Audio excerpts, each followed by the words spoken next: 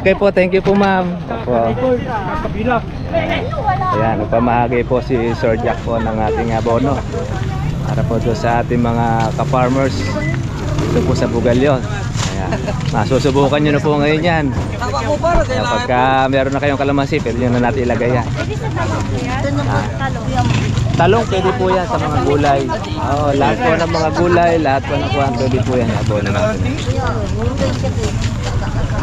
Automatic. Yan po yung hindi sumisira ng lupa. Ayan, yung mga hindi po mabibigyan, utang po sa inyo ni Sir Jack. Pero marami pa yan, 20 yata yan. Kalamansi. Meron silang mga tamang ratio ng nitrogen potassium. Hindi sila pare-parehas. Kaya pag gumamit ka ng pataba na iisalate timplada, kaya kung minsan nagluluko yung halaman kasi hindi sila dapat parehas. Dapat tinitimpla yung pataba sa, lalo na sa gulay. Siguro lahat man. Kaya nga yung kalamansi nung mga nilalagyan niya ng pataba na may combination na nito, plus pagka kasi namumunga ang gulay, nga pala, ma-share ko sa inyo. Pagka nagpapabulas kayo ng gulay, okay lang na mag-urea kayo. Pero pagka namumunga na yung gulay nyo, sulfate ang gagamitin na urea, hindi nitrogen na puro. Kasi yun naman paghahalo kasi ng potas, unti-unti lang kasi lagay nila, may ratios para bang kung naglagay kayo ng sulfate, pwede kayo maglagay ng yung isang bag na sulfate, pwede nyo haluan lang yun ng 15 kilos. Kaysa bumili kayo ng 17, yung kasi 17,017, pag kinumpute nyo, di 17 lang eh. Kung bibili kayo ng yung 10 kilos ng 0060, meron siyang laman na 12%. Imagine mo, binili mo lang yung 10 kilos, naka 12 ka. Eh, bibili ka na isang sako 17,017, isang pulti dala-dala mo, samantalang 17 lang. Kaya kung dadagdagan pa natin ng 5 kilos na potassium yung 10, edi meron makakakuha ka na naman ng 6. Magiging 18 na yun. So, kung tapat ng 17,017 na isang bag, 17 kilos lang na potas. Plus sulfate, ayun, okay na yun. Dapat yun yung pinag-mix pagka nagpapataba kayo ng mga kakabi na yun sa lahat ng gulay. Kaya ganun kahalaga yung pag-mimix ng pataba. Kaya siguro mahal yung mga patabang mga templado na. Imagine niyo yung pataba ay pinatimplan nyo sa mga kumpanya, natural, sisingilin sa atin yun. Eh, pwede naman tayo maghalo, makadali maghalo ng pataba. Yung ratio nga lang yun, walang natuturo sa inyo. O yun yung magandang combination sa lahat. Basta namumunga na, sulfate na gagamitin sa potas. Ayun, kaya yun po, naitanong po natin kasi dahil yan may mga synthetic din naman po yung ating ginagamit. Ngayon, mabalik po tayo doon sa kalamansi. Pagka po halimbawa tayo magtatanong ng kalamansi, pwede po rin kayo maggulay. Habang hinihintay ninyo kasi yung kalamansi na yan ay mag-harvest, ay pwede kayo makapagtanim po dyan ng siling panigang, ng siling labuyo, pwedeng mais or sita. Huwag lang tataniman po ng kamuting baking or kalabasa. Alam nyo kung bakit? Gagapang kasi kalamansi mo. Mangyayari dyan, nanakawin ang sustansya ng kalamansi mo hanggang sa mabubo na ang kalamansi mo. Alam doon po ng mga maggugulayan. Kaya, yung pong kalamansi, habang ikaw, inaalagaan mo siya, kumikita ka sa pagitan. Kaya hindi mo namamalayan sa loob ng 1 taon, malalaki na kalamansi mo. So, yun na ngayon na magiging concentrate ninyo para siya alagaan at pamumuhay. At ang malakas ang pagbubunga ng kalamansi para alam ninyo, 3 beses sa loob ng 1 taon. Kung kailan ka naglagay ng abono, umpisa yon ng iyong pagpapabulaklak. Diba? 3 beses. Ito yung karaniw sa pali, 3 beses. Doon po sa kalamansi, ganun din. At naikakalendar yung po bunga ng kalamansi. Yan ang kagandahan. Gusto nyo ang umani po kayo, target ninyo, December, may kalendar sa kalamansi. Kung kailan ka maglalagay ng abono. Kung gusto mo na umani ng Marso, yan, maabot ng minsan ng 2,000 ang isang bag ng kalamansi sa Marso. O, may tatarget ka kasi mula sa pag-abono ninyo, bibilang ka na po ng 4, wala paglabas ng bulaklak, 4 na buwan, magka-harvest ka sa kalamansi. Ganun kaganda. At Sa kalamansi, mababa po ngayon. May pambawi ka. Alin yun? Yung susunod na bunga. Sa palay, pagka binaha ka na, wala na eh. Pag nabagyo ka, swerte na nga lang, merong matira eh. Pero sa kalamansi, pag may kalamidad, gusto niyan. Tanong niyo kung bakit. Tumataas ang presyo ng kalamansi pag may kalamidad. Oo. Kaya wala kang takot. Matibay ang kalamansi kumpara mo doon sa mangga. Ang mangga, nung bagyong Santi, bunot lahat doon sa amin sa Nueva Ecija. Ang natira, kalamansi. Bakit? Matibay ang ugat nun. Ganyan. Kaya kahit maliit siya, makita ninyo, makakuha na siya makunat. Kaya yung katangian naman, brad, paano halimbawa, nagtanim kami ng kalamansi, baka naman puro kalamansi, hindi na mabili kalamansi. Hindi naman po. Wala pa naman pong nangyayari sa istorya. Kami mahigit ng 30 taon na nagkakalamansi na nabalita na itinapon sa basura, truck-truck ang kalamansi at hindi mabili. Wala po. Manapakamatis meron. O ibang mga gulay, meron truck-truck na tinatapon. Pero sa kalamansi hindi. Bakit hindi nagkakaganon? Palagamit yan. Kahit sa ang palengke, kahit sa ang lugar, kahit sa ibang bansa, na i-export ng kalamansi. At hanggang ngayon, kinukulang pa rin ng kalamansi dahil kaya nga nagtataas ang presyo niya. Yun ang kagandahan. Para sa palay, ang palay kasi, pag sabay-sabay kayong nagtanim, mabagsak po ang presyo rin ng palay. Pero pag halimbawa naman, merong mauna, meron nasisingit, lalo ngayon maganda-ganda presyo po ng palay ngayon dahil yun na nga, kaya lang kinukulang tayo ng bigas dahil nagmamahal naman ang bigas. Yun naman po ang cost doon. Sa kalamansi naman mga kasama, yun din naman, meron din bagsak ang presyo ng kalamansi. Yan ay buwan ng August, September. Yan ang mga delikadong presyo sa amin eh. Alam niyo kung bakit ba mababa presyo po ng kalamansi sa August at September? Kasi panahon po yan ng kalamansi. Tag-ulan. Kahit sa paso, may bunga ang kalamansi. Lahat ng kalamansi may bunga. Ay mababa talaga. Pero pag tungtung yan ng October, November, December, libo na presyo ng kalamansi. Nakaraya lang bago po mag-undas, 1.6 ang isang bag. Ngayon, nasa 1.2 na. Medyo bumaba. Ngayon, pagdating ng December, aangat na naman uli yan. Ganun kaganda kalamansi. Yung palay. Sa palay, patrabaho talaga eh. Ihahalinaw mo pa. Kalimaw, bibilad. Pagbilad, tsaka lang magiging pera. Pero ang kalamansi, pag pinitas mo, tinanggal mo yung reject o yung hinog, pagkuha na siya ng buyer, pera na. Ganun kabilis ang kalamansi. Kaya mabilis ang kita sa kalamansi. Kaya lang, ito'y negosyo ng hindi mainipin. Kasi pagka magne-negosyo ka, mainipin ka, gusto mo 4 na buwan, kumita ka na kaagad. Sa kalamansi, hindi. Kailangan mo maghintay ka ng 1 taong mahigit para ma-harvest ka. Diba? Doon po sa paraan po ng pagkita, pag na-negosyo, kailangan maghintay ka para kumita, tumubo eh. Sige nga po, magpautang kayo, gusto ba kagad malaki tubo? Mamaya nga, yung pinautang mo, hindi ka pinayaran, dahil lupo ka. Diba ganon? Ganon din sa kalamansi.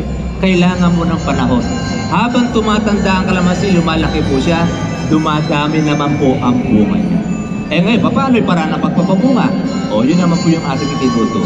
Pero ang pang-importante doon, kaya pinakikita namin sa inyo, yung pong karakteristik, yung kagandahan ng kalamansi, hindi laging putik ang inyong paa.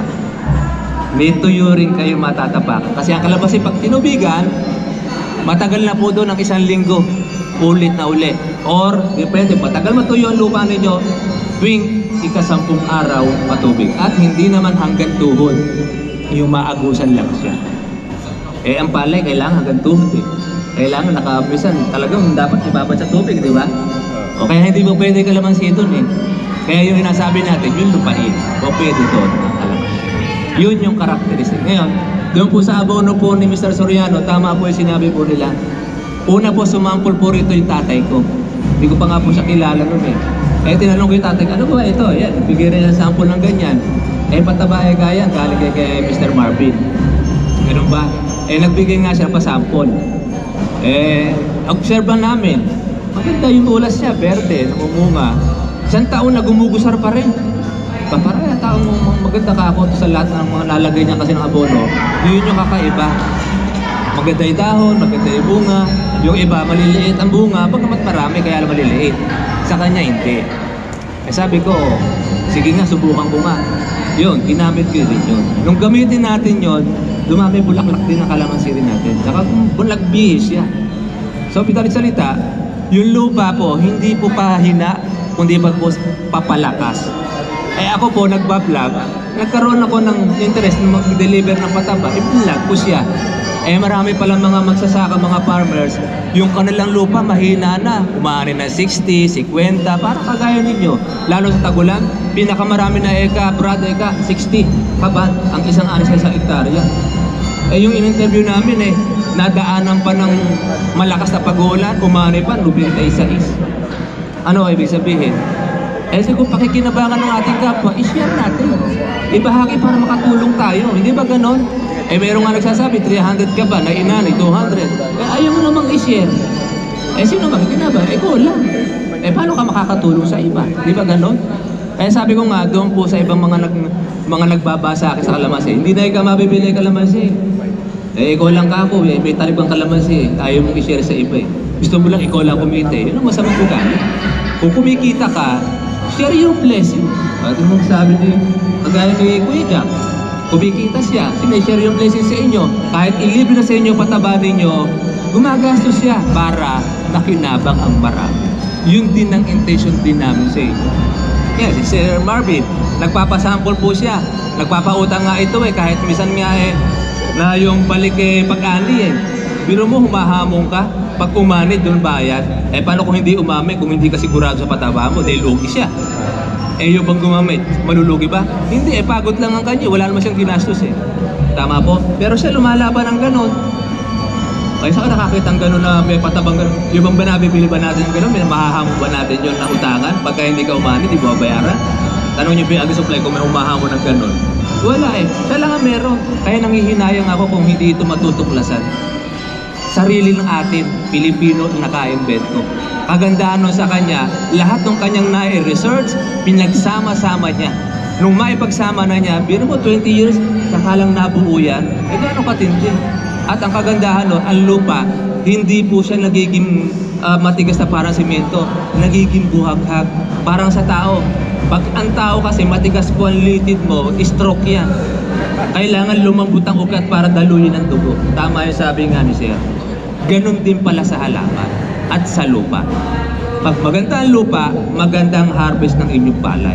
At para gumanda ang harvest ng palay mo, dapat maganda rin ang ilalagay nyong abono. Pagka puro synthetic ilalagay ninyo, parang sinisimiento nga ninyo ang inyong bukid. Kaya mangyayari pag walang patubig, parang bato sa tigas ang lupa ng inyong lupa. Tama, no?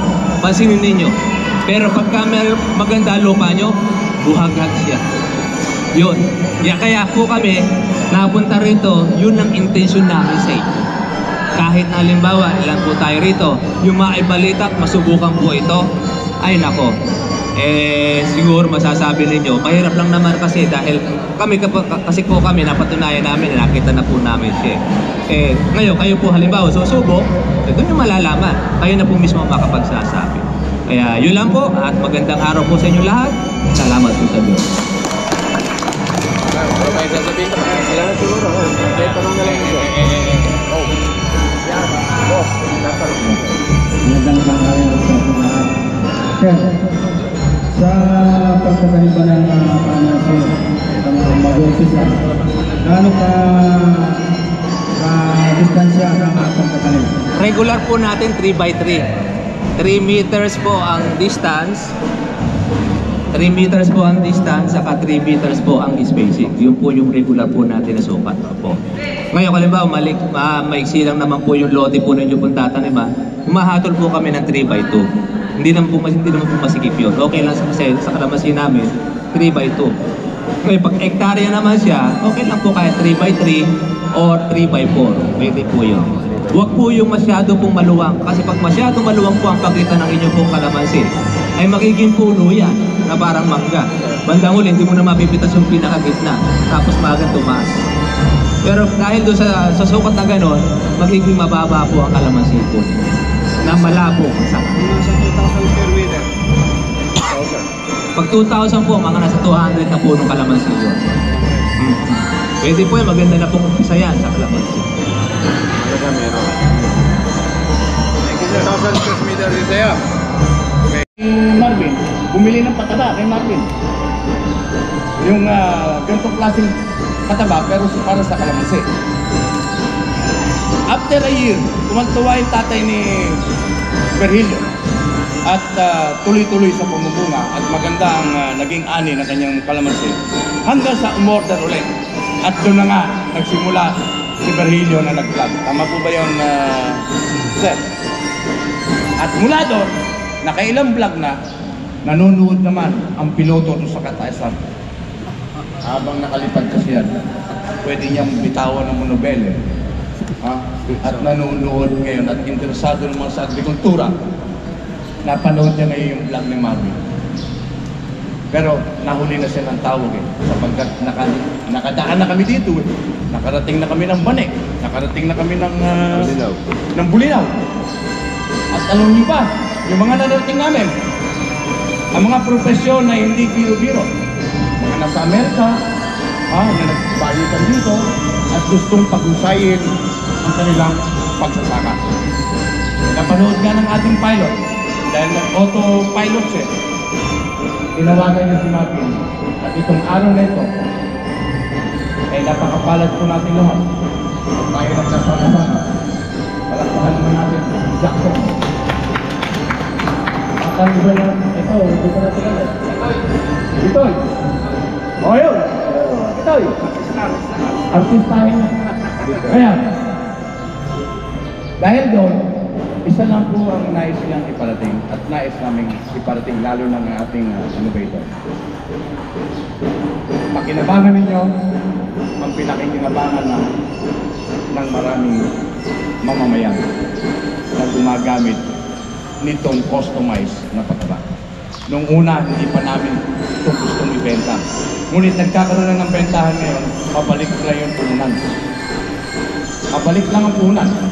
Ngunit, tandaan nyo, ito ay hindi lamang pang isang beses na gamit nyo dapat.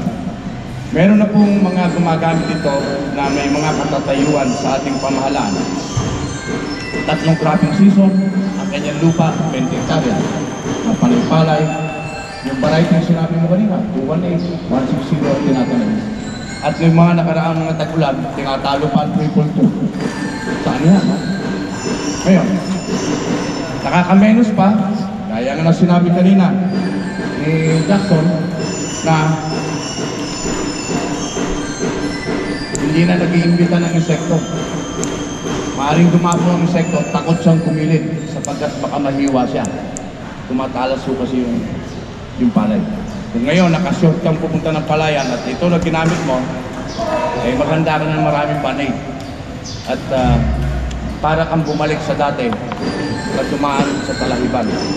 Tumitigas so ang pasyo at ang dahon ng palay. Ngayon o, itong araw na ito, mapalad kayo at iaano ho sa atin ng 2 taong nandito sa presidential table, si Marvin Soriano. Pinakilala ko na si Marvin sa inyo kanina. At nakalimutan ko sa Virgilio muna, eksperto naman pagdating sa kalamansi.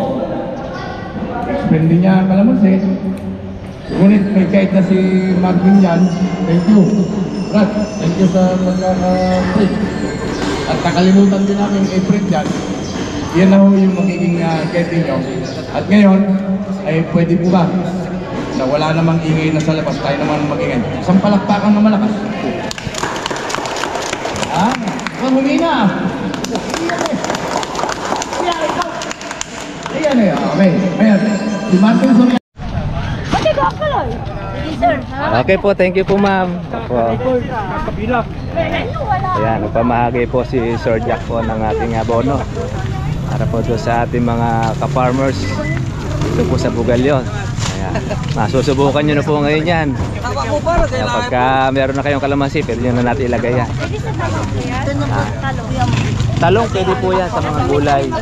Lahat po ng mga gulay, lahat po ng kuhan, pwede po yan abono natin.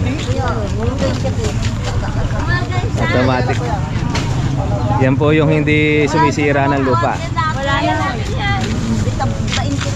Ayan, yung mga hindi po mabibigyan, utang po sa inyo ni Sir Jack. Pero marami pa yan, 20 yata yan. mga katribya. Kanina po medyo maingay po yung ating seminar at ng kasalukuyan po kasi nagpa-practice din po yung mga kabataan. Yun, pero ganun pa man, ito, successful naman po yung ating seminar dito about sa pataba, pati na rin po yung ating pagbabahagi sa kalamansi. At yun, pinatesting na rin po ng ating kasama po yung abono.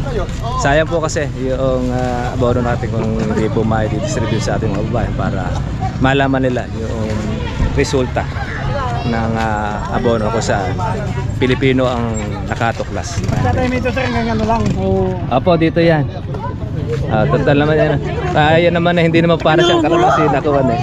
Alisin nyo pa yung plastic pag kinatanim ninyo. Ano ba to, atis? Sir, hindi kanya na yan. Isang klaseng prutas to sir. Okay. Parang atis eh. Kulay po yan sir. Strawberry. Malamang. Oo, wala yun ito eh. Tanggalin nyo na ito para huwag nyo na puputulin. Dapat kasama nyo na po sa itatan. Masakta. Po, sa harapan. Meron kayo souvenir ni Mr. Barbie. lang. Ano kasi pagka talagang exclusive pinaka-order sa amin, talaga yung ginagawa ko ng lalo na yung bilay. Strawberry. Yung pagpalaya.